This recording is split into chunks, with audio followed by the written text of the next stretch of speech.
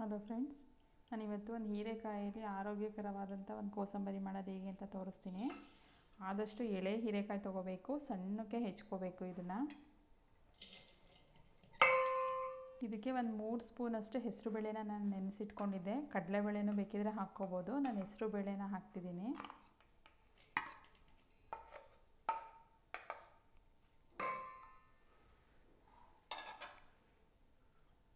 ಒಂದು ಸಣ್ಣ ಕಪ್ಪಲ್ಲಿ ಕಾಯಿ ತುರಿ ಹಾಕಬೇಕು. ಸ್ವಲ್ಪ ಕೊತ್ತಂಬರಿ ಸೊಪ್ಪು,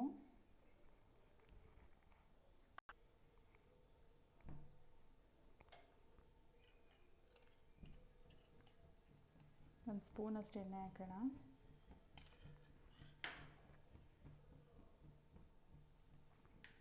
ಒಂದು ಹಸಿಮೆಣಸಿನ್ಕಾಯಿ ಹಾಕ್ತಿದ್ದೀನಿ, ಸಣ್ಣಕ್ಕೆ ಹೆಚ್ಚಿರೋದು.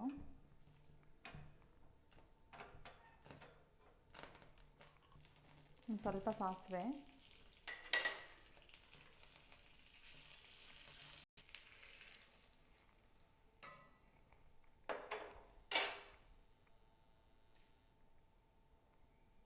ಒಂದು ಸಣ್ಣ ಸ್ಪೂನಲ್ಲಿ ಉಪ್ಪು ಹಾಕ್ತಿದ್ದೀನಿ. ಎಲ್ಲ ಮಿಕ್ಸ್ ಮಾಡೋಣ, ತುಂಬ ಚೆನ್ನಾಗಿರುತ್ತೆ.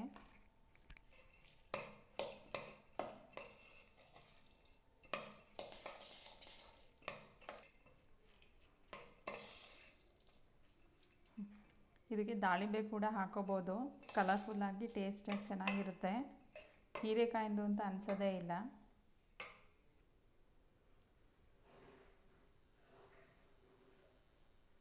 ಒಂದ್ಸಲ ಟ್ರೈ ಮಾಡಿ friends. Thank you for watching.